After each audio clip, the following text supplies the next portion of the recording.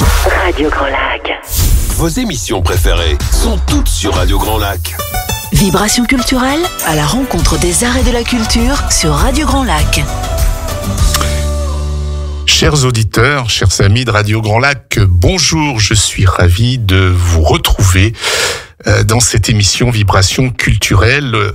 Aujourd'hui, Charles Dullin de Si belle mémoire. Quand on parle de vibration culturelle, on parle aussi de frémissement artistique, de passion des arts et particulièrement de la scène. Et passion de la scène, passion aussi du théâtre. Alors aujourd'hui, je vous emmène à la rencontre d'un Savoyard illustre, Charles Dullin, comédien, metteur en scène, directeur de théâtre, formateur novateur, découvreur de talents, découvreur d'auteurs, précurseur de la décentralisation. Je suis né dans un vieux château adossé à une montagne qui a 3 aiguilles en forme de dents. Le 8 mai 1885, Charles Dullin est le dernier d'une de ces familles savoyardes dont on disait ils ont été 18 ou 21, on ne sait plus très bien. Il grandit au Châtelard, à côté de Yenne, et à 15 ans, en juillet 1900, il arrête ses études pour chercher du travail à Lyon, où il fait une rencontre capitale, le théâtre. Ma vocation théâtrale, disait-il, je la dois aux paysans de mon enfance, aux animaux, particulièrement les ânes et les chevaux, aux colporteurs, aux malandrins, à mon oncle Joseph, qui est resté cloîtré dans une tour du château, une maison forte, plutôt une ferme fortifiée. Et cet oncle qui m'initia à la Fontaine, aux tragédies grecques, à Molière, à Shakespeare. Ma vocation, elle est faite de 1000 choses étrangères au théâtre. Donc, peu de temps après, il quitte Lyon pour vivre sa passion. Le 20 septembre 1905, il prend l'express de minuit 15 en direction de Paris, en compagnie de ses amis, un peintre, un violoniste et le futur écrivain Henri Béraud. Il débarque, grelottant, au petit matin, avec un maigre bagage. Albert Londres, le futur grand reporter et écrivain, les accueille et les installe dans un petit hôtel. Pendant 6 ans, Charles Dullin travaille avec acharnement. Il fait des exercices de diction, il dit des poèmes au Lapin Gilles, à Montmartre. Puis il est finalement engagé pour jouer le mélodrame dans les petits théâtres de quartier. Plutôt que de s'en satisfaire, il choisit de vivre avec Jacques Copeau l'aventure du vieux colombier, avant de créer son propre outil. C'est en 1921 qu'il fonde l'atelier, l'école nouvelle du comédien, et il se lance dans une aventure théâtrale complètement folle. En 1922, il acquiert le droit au braille d'un cinéma de quartier à Montmartre, et c'est là qu'il y installe l'atelier. Il part alors en guerre contre tout ce qui le révolte dans le théâtre de son temps. Les excès du naturalisme, la médiocrité du répertoire, le laisser-aller de la mise en scène, le triomphe de la vedette. On pourrait en dire beaucoup encore aujourd'hui. La situation déplorable du comédien qui est livré à ses insuffisances professionnelles et financières. Le conformisme de la critique, le manque de discernement du public, on pourrait en rajouter. Voilà. Dullin ne fut pas seulement un metteur en scène et un comédien, mais un chef de troupe, un directeur de théâtre, un professeur qui forma des générations de comédiens. Et aussi un animateur qui chercha à connaître son public et à l'associer à son œuvre. Pendant près de 30 ans, Dullin joue un rôle capital dans la vie théâtrale française et il fut ouvert à tous. Il fait confiance à de jeunes auteurs, de jeunes décorateurs. On pourrait citer Barsac, André Barsac, qui d'ailleurs dirigea l'école Charles Dullin après le décès de Charles Dullin. André Barsac, qui qui sur le seuil de l'atelier était en train de faire des dessins. Il avait encore pas 18 ans. Dulin le voit dessiner, lui propose, ça t'intéresserait, tu sais qui je suis? Il dit oui, vous êtes Monsieur Dulin, le directeur du... Et ça t'intéresserait de faire les décors de mon prochain spectacle? Le gamin bien sûr dit oui, inconsciemment comme ça dit oui. Eh bien, c'était les décors de Volpone qui était le plus grand succès théâtral de Dulin. Et ce décorateur s'appelait, mais s'appellera pour toujours, puisque c'est l'un des grands décorateurs du théâtre, c'était André Barsac. Voilà, donc découvreur de talent aussi chez les décorateurs, de jeunes musiciens, des comédiens. Même Picasso, Chanel, Honegger et Artaud, Barrault débutèrent ou travaillèrent à l'atelier ou pour l'atelier, pour n'en citer que quelques-uns. Voilà. J'aimerais déjà vous dire une petite anecdote. Nous sommes en décembre 1922. Cocteau écrit Antigone, son Antigone, parce qu'il y a eu plusieurs versions bien sûr. Mise en scène confiée à Dulin. Alors, le texte Cocteau. Mise en scène Dulin. Scénographie des décors Picasso. Musique Arthur Honegger. Costume Coco Chanel. Excusez du peu. Il y eut des répétitions musclées, tant ces grands artistes avaient de la personnalité. Antigone, le personnage d'Antigone, devait passer sur scène par une trappe. Chanel refusa cette idée.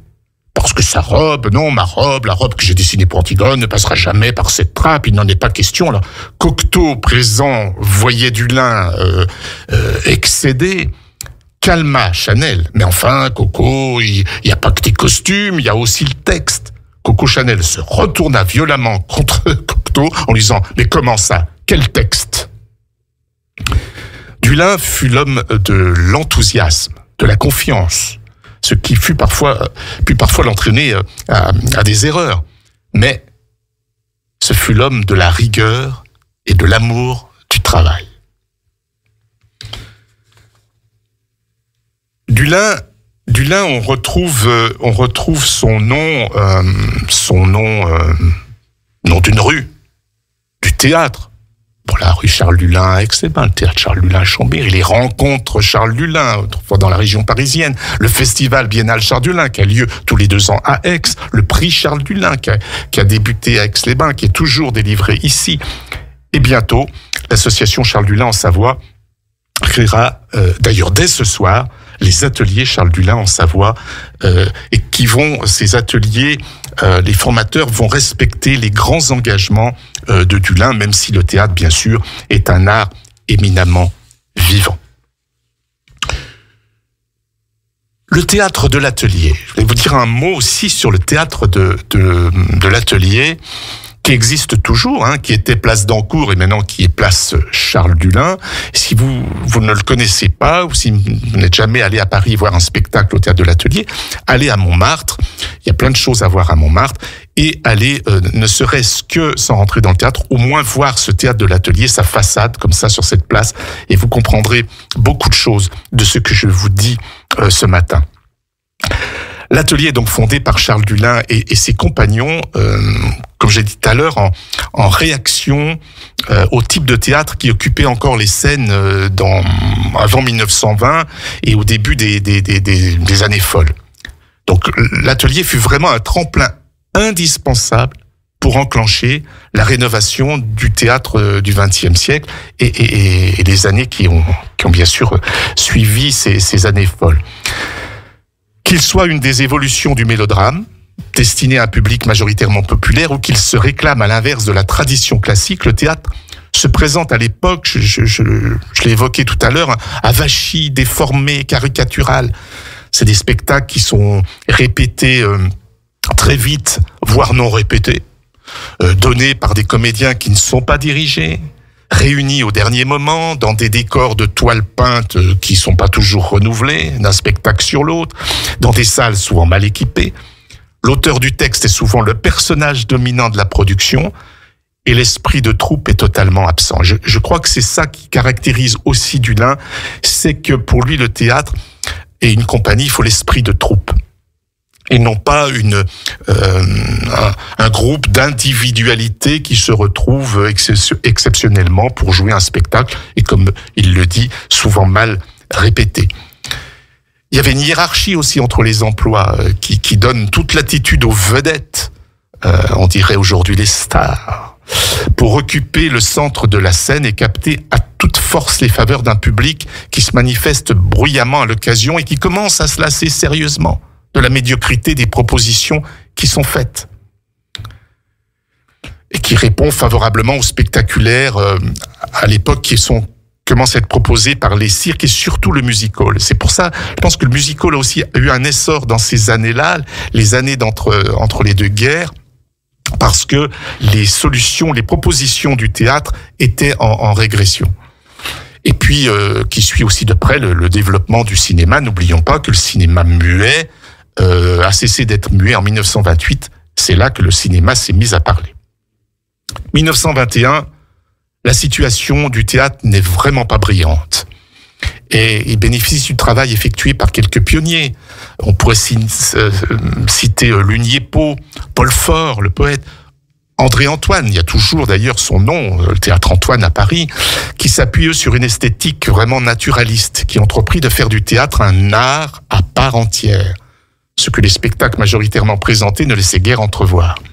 Puis après eux, il y a eu Jacques Roucher, avec le Théâtre des Arts, puis Copeau, bien sûr, le fondateur du Vieux Colombier. Et d'ailleurs, dans la troupe du Vieux Colombier, on retrouvait Dulin et Jouvet, qui se sont associés ensuite à deux autres pour rénover le théâtre. Mais ceux-là n'auront qu'entamé la rénovation lorsque Charles Dulin arrive et fonde l'Atelier. Voilà. Je pense qu'on pourrait faire une pause musicale et puis pour être dans l'air, sinon du temps, tout au moins de l'émission de ce matin, je crois que vous allez tout de suite reconnaître la chanson, et ça tombe bien parce que je vous parlerai du manifeste de l'Atelier qui a toujours sa valeur aujourd'hui. Nous, c'est le grand bain de la vie locale. Le son de votre quotidien. La voix de votre territoire. Radio Grand Lac. Ensemble, Sur le 92.1. et en DAB.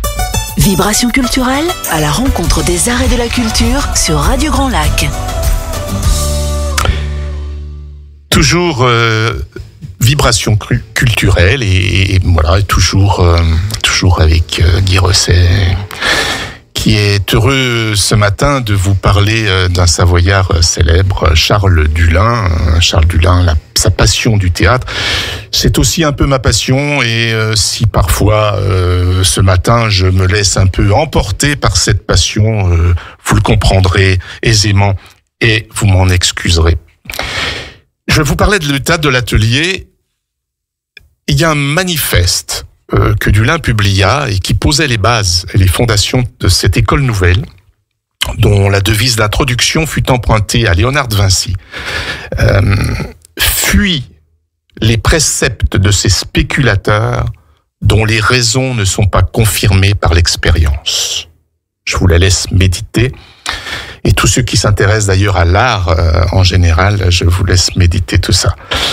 L'Atelier, disait Dulin dans son manifeste, n'est pas une entreprise théâtrale mais un laboratoire d'essais dramatiques. Nous avons choisi ce titre parce qu'il nous semble répondre à l'idée que nous nous faisons d'une organisation corporative idéale, où les plus fortes personnalités se soumettraient aux exigences de la collaboration, où l'artiste connaîtrait à fond l'instrument dont il doit se servir, comme un bon cavalier connaît son cheval ou un mécanicien connaît sa machine. L'amateurisme, le dilettantisme sont aussi dangereux que le cabotinage. Le théâtre est un art complet, se suffisant à lui-même, tel nous l'ont légué de grands maîtres que nous admirons. Son esthétique peut varier avec chaque époque. Ses formes d'expression doivent avoir sans cesse l'attrait et la fraîcheur de la nouveauté. Oui, le théâtre est un art éminemment vivant. Surtout quand elles sont empruntées aux anciens, car le théâtre est comme la vie, multiple, fluide et mystérieux.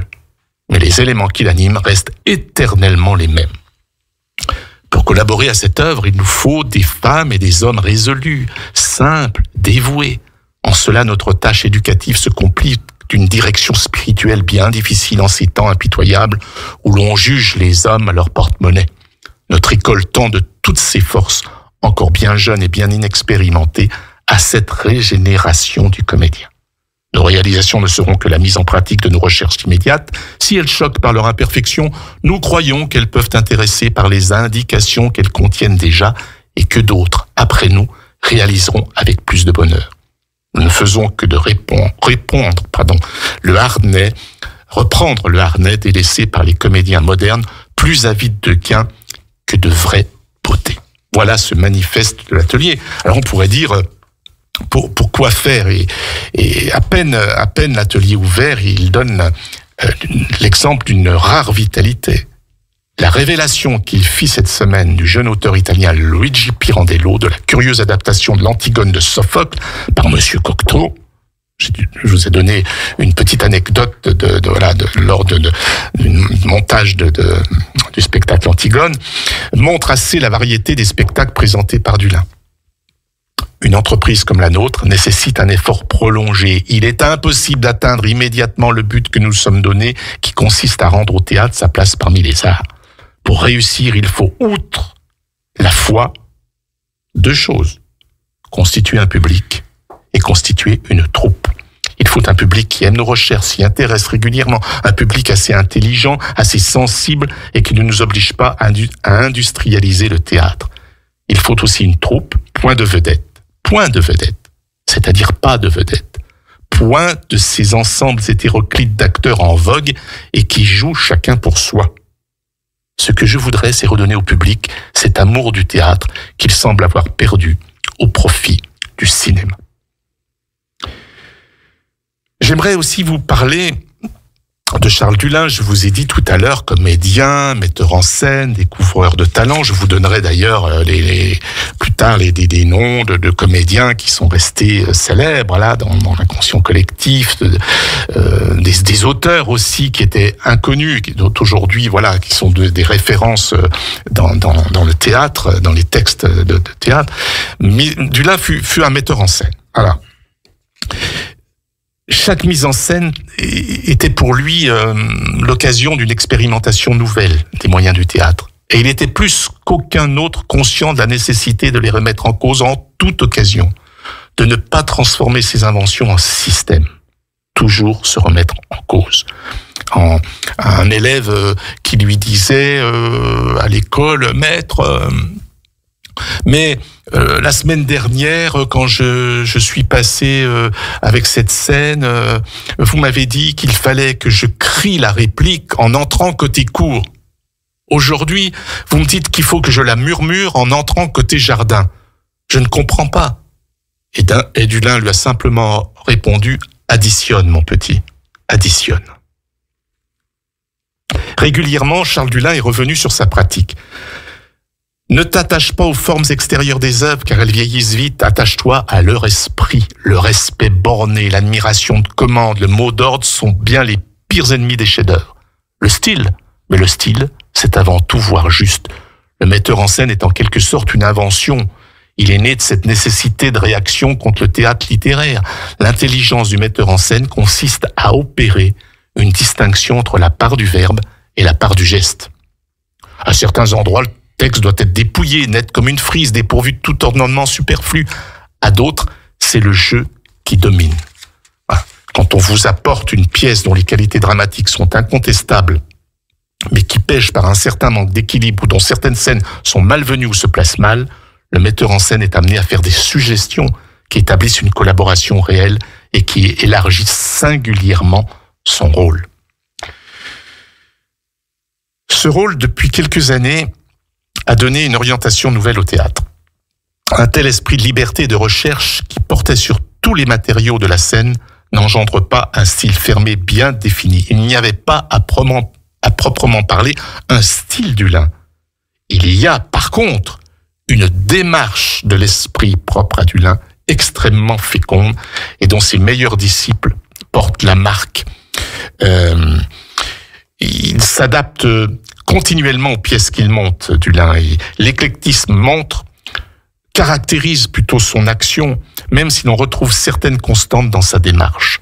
Un désir de fidélité à l'œuvre. Voilà. Pour Dulin, le théâtre, c'est un chef-d'œuvre sur 4 tréteaux. Pour Dulin, le théâtre, c'est un texte avant tout. Voilà, c'est un auteur avec un bon texte. Déjà, à l'époque, les textes, il pensait qu'il fallait les laisser dans les tiroirs, mais un bon texte, c'est un auteur. Et puis, il y a des comédiens. Ils sont là au service de ce texte-là. Voilà. Et d'incarner les personnages. Et le metteur en scène, voilà, pour lui, c'était un grand metteur en scène, mais il estimait que c'est pas le metteur en scène qui était le point le plus important. Au cinéma, on sait que le réalisateur a énormément d'importance. Plus d'importance que les acteurs. Même s'il y a des grands acteurs de cinéma. Mais au théâtre, c'est le texte et c'est les comédiens qui passent pour lui, qui passent avant le metteur en scène. Voilà.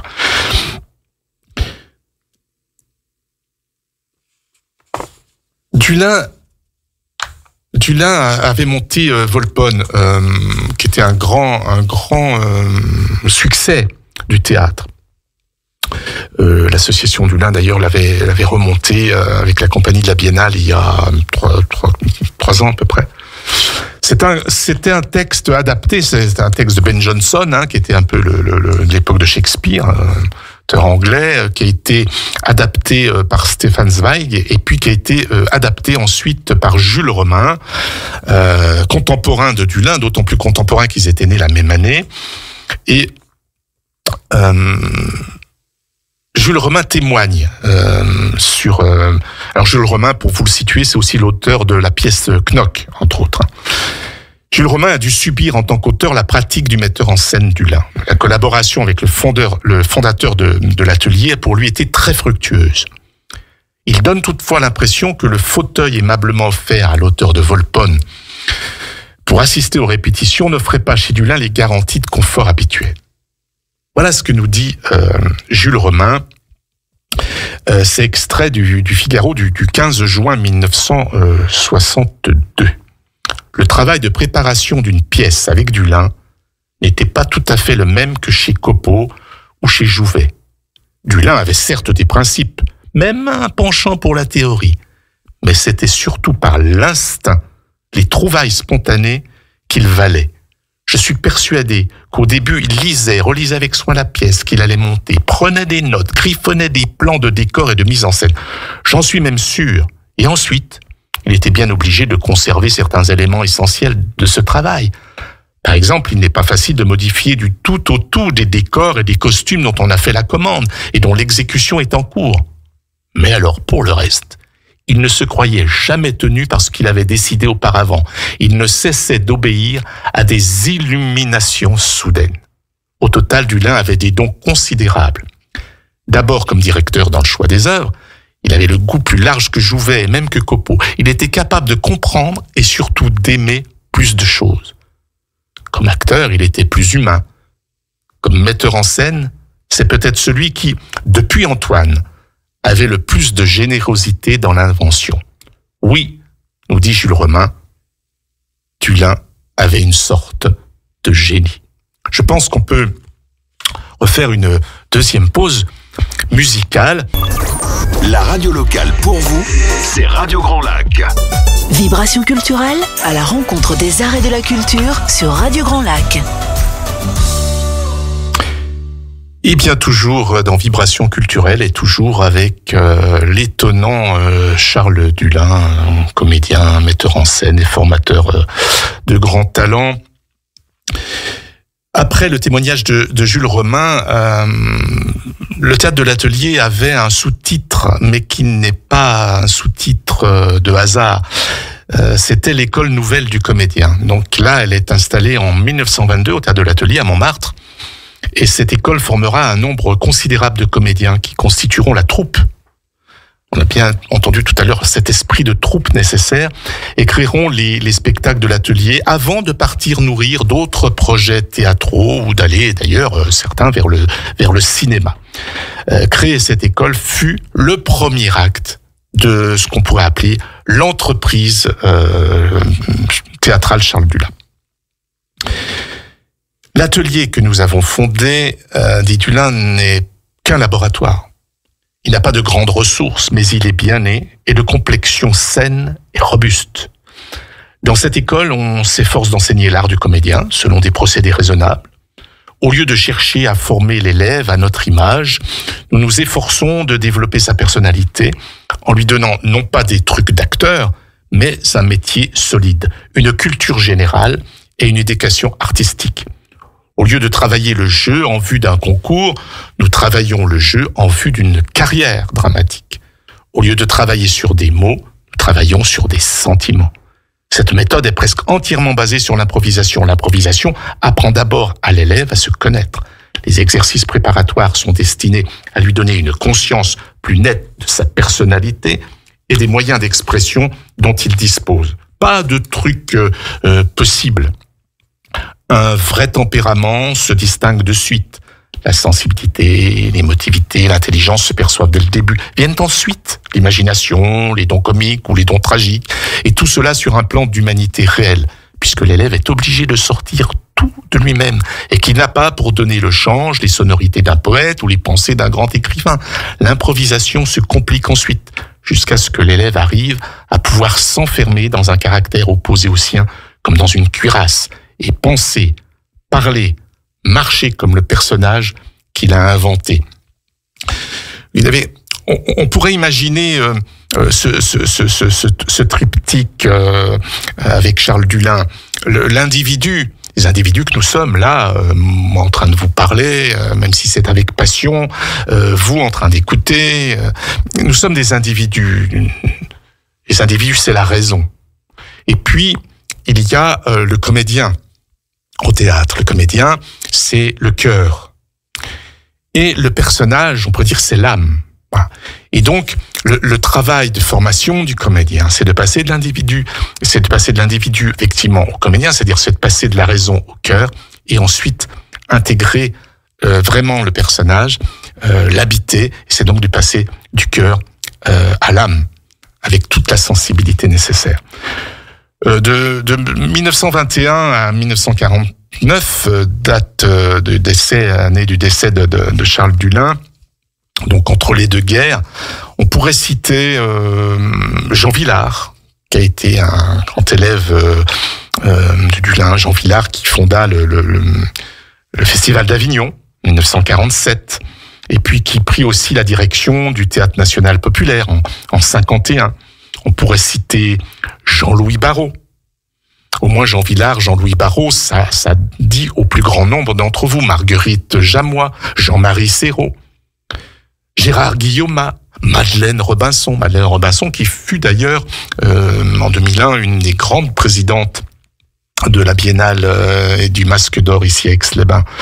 Jean Marais, bien sûr, Alain Cuny, Michel Vitold, Roger Vadim, qu'on connaît plus peut-être pour le cinéma, mais qui aussi fut un comédien et élève de Charles Dullin, Lollet Bellon, Charles Denner, Monique Herman, Roland Petit, qui après se tourna vers la danse, mais en tout cas il fut un élève de Charles Dullin, Jacques Dufilot, le mime Marceau, Charles Charras, le dernier secrétaire de Charles Dullin, qui est aussi a tenu sur les fonds baptismaux avec notre ami Jean Anglaton, à qui je dédie cette émission, le retour du Masque d'Or et de l'association Charles Dullin en Savoie, et Charles Charras, qui était vraiment un ami d'Aix-les-Bains, par rapport à ce qu'on fait encore au nom de Charles Dullin.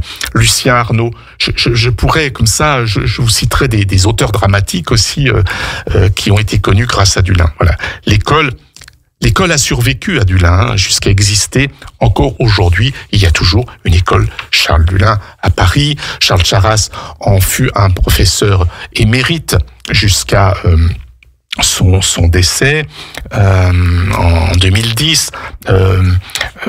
Qui dirigea aussi l'école Charles Dullin. Il y eut Robin Renucci, qui dirige ensuite les Tréteaux de France, qui aujourd'hui dirige le théâtre de la Criée à Marseille, qui fut aussi un président connu et reconnu de cette biennale Charles Dullin à Aix-les-Bains. Voilà un peu ce qu'on pouvait dire sur cette école nouvelle du comédien, sur ce théâtre de l'Atelier. Il y a aussi la musique. et le cinéma dans la vie de Dulin. Je reviendrai avec Charles Dulin le théâtre, et puis aussi la décentralisation. On parle toujours de la décentralisation culturelle, mais elle a existé et Dulin n'y est pas pour rien. Il a jeté vraiment les fondations de cette décentralisation culturelle. Je voudrais vous parler de la musique dans les spectacles. C'était la recherche d'une harmonie pour Charles Dulin, en rupture avec les conceptions de son époque. Charles Dulin construit des spectacles comme ses personnages autour de l'idée que la musique est aussi au cœur du théâtre. Elle est partie intégrante du spectacle, qu'elle s'exprime ou qu'elle se contente de la rythmer. Lorsqu'elle apparaît en tant que telle, elle est toujours l'œuvre de compositeurs contemporains. Là aussi, c'est grâce à Dulin que certains d'ailleurs ont appartenu au groupe des Six, tels Georges Auric, Arthur Honegger, Henri Sauguet, Jacques Ibert, Darius Milhaud, Marcel Delannoy. Alors, une autre particularité, cette musique est jouée, bien sûr, par un orchestre qu'il faut intégrer dans le spectacle, qu'il faut intégrer aussi dans le partage des recettes, ce qui n'était quand même pas évident. C'est pour ça que, financièrement, voilà, je crois que Dulin a toujours eu les moyens techniques, voilà, les moyens intellectuels de faire du théâtre. Après, il a toujours couru après les moyens financiers. La participation de la musique reste pour moi, disait-il, à la base d'un spectacle complet. On est arrivé à déformer complètement l'emploi de la musique en s'en servant en général comme d'un lien sonore entre les actes pour distraire les spectateurs pendant un changement de décor, par exemple. La musique n'est intéressante que si elle fait partie du drame. Sinon, elle est une cause de dispersion de l'intérêt, elle devient nuisible. Elle doit souligner, cette musique, plus intimement certaines intentions, donner une plus grande valeur au silence, aider à créer l'atmosphère et à faire des raccourcis. Elle doit dégager une ambiance sonore qui ne relève ni du réalisme évocateur, ni de la symphonie narrative. Je pourrais prendre comme exemple de musique sur les spectacles, par exemple sur Shakespeare. Dulin a beaucoup joué Molière, a beaucoup joué Shakespeare. 113 interventions musicales accompagnent le déroulement de l'action du roi Lear. Dans les moments dramatiques, la musique déclenche automatiquement une réaction du spectateur qui la reçoit. Par exemple, l'orage du roi Lear roule menaçant tout au long de la pièce. Il accompagne le dialogue, parfois en sourdine. À d'autres moments, tonitruant, comme dans la scène de la hutte ou pendant la rencontre de Lear avec Edgar. Comme Dulin le souhaite, le public ne perçoit pas la musique comme une suite d'airs d'accompagnement, mais comme un fond musical se déroulant tout au long de l'action à laquelle elle est intimement liée. On pourrait citer aussi le cas de Molière, et ça nous est ramené par Monique Surel-Tupin, qui fut une élève de Dulin et qui s'appuyait sur les récits de Lucien Arnaud, qui relate d'autres expériences au cours, par exemple, des répétitions de Monsieur de Pourceaugnac de Molière. Le metteur en scène tente de nouvelles expériences. Il essaie de faire atteindre à la musique le caractère même des personnages grâce à un saxophoniste costumé en valet qui suit Monsieur de Pourceaugnac dans tous ses déplacements sur la scène et souligne par des motifs musicaux appropriés les manifestations du personnage. Voilà. C'est pour vous dire que Dulin était déjà un avant-gardiste. Aujourd'hui, bien sûr, on l'a vu, le théâtre, c'est un art extrêmement vivant qui évolue beaucoup, très vite. Mais à son époque, il était déjà audacieux et avant-gardiste. Nous allons poursuivre par Charles Dulin au cinéma, et peut-être qu'on pourrait le faire après une pause musicale. Je reviendrai sur Charles Dulin au cinéma, parce que Charles Dulin a été, alors moins célèbre que Jouvet, mais il a refait du cinéma, et puis terminer avec Charles Dulin le théâtre, et surtout le précurseur de la décentralisation. Radio Grand Lac. Sur les bords du lac du Bourget. C'est la radio autrement. Vibration culturelle à la rencontre des arts et de la culture sur Radio Grand Lac. Vibration culturelle, Radio Grand Lac, et Charles Dullin, aujourd'hui de si belle mémoire. Charles Dullin au cinéma. Charles Dullin fait son cinéma. Moins célèbre que Jouvet, Dullin a fait du cinéma parfois pour remplir les caisses du théâtre et afin de maintenir des possibilités de création. Il a néanmoins écrit de très beaux textes pour le cinéma muet. Il a fondé une société de production. N'oublions pas, et je l'ai rappelé tout à l'heure, que le cinéma s'était mis à parler en 1928. Volpone, le grand succès au théâtre, fut adapté au cinéma. D'ailleurs, Dullin, qui jouait Volpone au théâtre, interpréta cette fois le personnage de Corbaccio au cinéma. Il refusa une proposition d'Hollywood. À une époque où le théâtre connaissait quelques difficultés, lui, passionné, inconditionnel de cet art vivant dont on parle ce matin, jugeait que l'acteur de cinéma était plus souvent dans le bluff que l'interprétation du personnage. Heureusement, entre-temps, le 7e art a lui aussi évolué. Et on trouve de grands comédiens devenir de grands acteurs du cinéma. Je pense que dans ce sens-là, c'est beaucoup plus facile ou plus vrai qu'un grand acteur de cinéma devenant un grand acteur de théâtre. Ça n'engage que moi, bien entendu. Dullin tourna 15 films, et dont 6 muets. Et on pourrait citer particulièrement, et donc ça c'est pour les cinéphiles, Le Miracle des Loups, Les Misérables, Volpone, donc je viens d'en parler, Maldon, Les Jeux sont faits, Quai des Orfèvres aussi, dans lequel il avait un rôle assez étonnant. Le cinéma n'a pas apporté à la carrière de Dullin, acteur, la célébrité, comme je l'ai dit, qu'a pu connaître Jouvet. Il lui a rarement offert, sauf Le Miracle des Loups et Maldon, des rôles à la mesure de son talent. L'exemple de Volpone, où le créateur de la pièce tient à l'écran un rôle de second plan, est particulièrement net. Dans des circonstances analogues, son camarade Jouvet, qui impose au cinéma le personnage de Knock, qu'il a si fortement marqué au théâtre. Cela tient peut-être à ce que Dullin n'avait pas imposé à tous ces personnages sa propre silhouette et sa diction extrêmement tranchée. Dullin était trop comédien et pas assez vedette à l'époque, pas assez vedette pour procéder ainsi. Monique Surel-Tupin, dans son Charles Dullin, dans son livre sur Charles Dullin, regrette, comme beaucoup, la carrière cinématographique qu'il aurait pu développer. Toutefois, est-ce que l'acteur Dullin lui-même le regrettait ? Il est permis de se le demander. Voilà, comme je dis, il a écrit vraiment de très beaux textes sur le cinéma muet et il aurait pu faire une carrière au cinéma. Apparemment, il ne l'a pas cherché. Il a certes tourné pour le cinéma et utilisé ses cachets confortables pour financer ses activités théâtrales. Voilà. À l'heure actuelle, nous avons l'industrie théâtrale qui bat de l'aile, dit-il, et dont nous sommes solidaires. Nous avons en face de nous le cinéma, qui s'est mis à parler, dont le danger n'est pas seulement dans la concurrence directe, mais dans la démoralisation qu'il apporte dans le public et dans le monde des acteurs par la surenchère de la publicité, l'appât du gain. Sans aucune mesure préalable, sans talent particulier, n'importe qui peut faire du cinéma. Je dis bien n'importe qui. Si le physique correspond au personnage interprété, n'importe qui peut avoir du génie.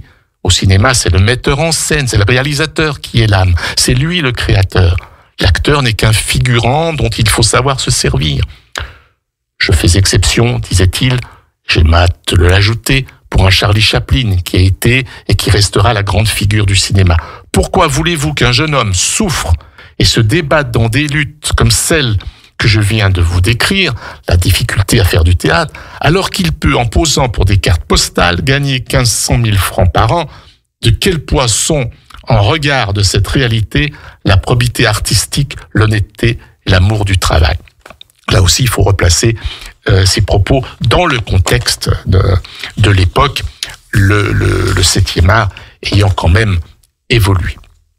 Je voudrais revenir dans les derniers temps de cette émission sur Charles Dullin et le théâtre. Le premier grand amour de Charles Dullin, c'est le théâtre. Donc Charles Dullin, fondateur de l'atelier, de son école. Dullin insistera sur la nécessité pour l'acteur de construire son personnage, pas seulement avec des mots, qui sont ceux de l'auteur, qu'il faut respecter, mais aussi avec ses sentiments. Et cette fois pour l'acteur, avec l'expérience de ses propres sentiments. Dans des conseils qu'il donnait à un jeune élève, il lui dit « Donc, mon petit, tu as la vocation. Tu dis que tu as la vocation, cette fameuse vocation qui ne m'a jamais parlé directement. Tes parents sont inquiets. Le théâtre n'est pas une carrière assez stable à leurs yeux, c'est une aventure. J'ai rencontré au théâtre autant de propreté morale, d'honnêteté, souvent plus de générosité vraie que dans les autres professions. Le vrai danger n'est pas là. Il est dans le mauvais usage que tu peux faire de tes dons, dans le mauvais choix de tes modèles et de tes fréquentations. Il est dans le manque de sincérité vis-à-vis de toi-même, dans l'absence d'une vie intérieure. Le premier examen que je te propose est de te demander si cette vocation est sérieuse. Veux-tu être un artiste ou un histrion ? C'est que, vois-tu, un histrion utile du génie est malgré tout un peu méprisable. Le cabotinage en dehors du ridicule qu'il suscite, et dont on sourit, entraîne un dessèchement du cœur et un abandon de l'âme qui, à la longue, rabaisse un homme. L'insincérité, voilà le poison. À côté, il y a l'antidote. C'est quand tu as le teint frais et la conscience nette qu'il faut imposer une formation artistique solide, provoquer la méditation au lieu de la fuir dans des parlottes de coulisses, apprendre à observer, à voir, à écouter, vivre près des hommes sans te laisser influencer. Dis-toi surtout que nous ne faisons pas de sacrifice en servant les poètes, en servant les génies dramatiques. C'est d'eux que nous recevons tout l'honneur quand ils nous admettent dans leur compagnie. Ton vrai devoir, c'est de chercher à élever le public et pour cela de t'appuyer sur des œuvres qui ont en elles assez de force et de beauté pour remplir ce but. Je terminerai par Dullin, pionnier de la décentralisation. Voilà, le théâtre est par définition un grand art populaire. En juillet 1936, Dullin met en garde contre la confusion entre un art populaire né par le peuple et un art fabriqué pour le peuple, qui n'est en somme que du bazar, enfin du bas art, de l'art bas. Créé, vous voyez comme quoi l'addiction c'est important, parce que je dis qu'il n'est en somme que du bazar, voilà, Dullin m'aurait repris en disant c'est bas, un bas art, un art bas, créé pour le séduire, flatter ses penchants dans ce qu'ils ont de plus bas. Il redoute un ragoût démagogique. Il n'y a pas un art pour le peuple et un art pour les autres. Le théâtre est par définition un grand art populaire. Au théâtre, chaque fois qu'on a cherché à faire du théâtre populaire, on a fait du mauvais ou du sale théâtre. Est-ce estimer le peuple que de lui offrir ce dont les autres ne veulent pas? N'est-ce pas le méconnaître étrangement que de le croire incapable de sentir et de s'émouvoir devant les hauts faits et de grands personnages? Mon expérience d'acteur et de directeur m'a convaincu, au contraire, que le public populaire, nous en sommes tous du public populaire, subit toujours une œuvre forte. Si les subtilités psychologiques, les procédés littéraires, les nuances d'écriture lui échappent, en revanche, les sentiments et les actes le frappent toujours plus fortement que le public cultivé. C'est pourquoi le théâtre est par définition un grand art populaire. Alors on m'objectera que ce public lui-même à l'atelier est déjà un public populaire évolué. Mais à quoi doit-il cette formation, sinon à l'insistance que j'ai mise à ne jamais faire de concessions pour lui plaire? Un grand théâtre populaire devrait être à l'avant-garde de tout le mouvement dramatique et non pas se traîner à la remorque de formes périmées qui ont précisément détourné les masses du théâtre. Eh bien, Charles Dullin sera contacté en 1937 par Jean Zay, ministre de l'Éducation nationale et des Beaux-Arts du Front populaire, pour lui rédiger un rapport sur le théâtre populaire. Il remettra ce rapport quelques mois plus tard, y préconisant notamment la mise en place d'un système décentralisé basé sur la création de préfectures théâtrales et la diffusion du théâtre d'art en province. Ce rapport ne trouvera pas de suites immédiates. Oui. Toutefois, son contenu correspond en bien des points aux mesures prises une dizaine d'années plus tard par Jeanne Laurent pour mettre en place ce qu'on appellera la décentralisation théâtrale à partir de 1945, et bien sûr poursuivi par Malraux avec les maisons de la culture. Nous avons vu les comédiens que Dulin a formés, puis révélés. Mais pour lui, le théâtre, c'est avant tout un texte rendu vivant par les comédiens. Et outre ses auteurs de prédilection, que furent Molière et Shakespeare, il osa révéler de nombreux et nouveaux auteurs. On citera Luigi Pirandello, Marcel Achard, Jean-Paul Sartre, Armand Salacrou. Le théâtre, il est amateur, il est professionnel. L'important, c'est d'y mettre de la passion. Il n'aimait pas le théâtre, l'amateurisme au théâtre, mais il n'avait rien contre le théâtre amateur. Aujourd'hui, d'ailleurs, c'est la devise de la Fédération nationale des compagnies de théâtre, c'est la passion du théâtre. Il faut faire cet art, le suivre avec passion. Voilà, l'apprendre, prendre son temps. Et à ce moment-là, le théâtre devient un art populaire. Il n'y a pas un théâtre pour les uns, un théâtre pour les autres. Le théâtre, c'est pour tout le monde. Osez pousser la porte de ce qu'on vous propose. N'allez pas forcément voir que des comédies, que des grands spectacles vus à la télé ou qui ont tourné à Paris. Osez pousser la porte des théâtres et de vous asseoir et simplement, au-delà du texte, de ressentir quelque chose, ressentir des sentiments. C'est un peu pour ça que Dulin a vécu. C'est surtout pour cela que Dulin a vécu. Je vous remercie de m'avoir accompagné.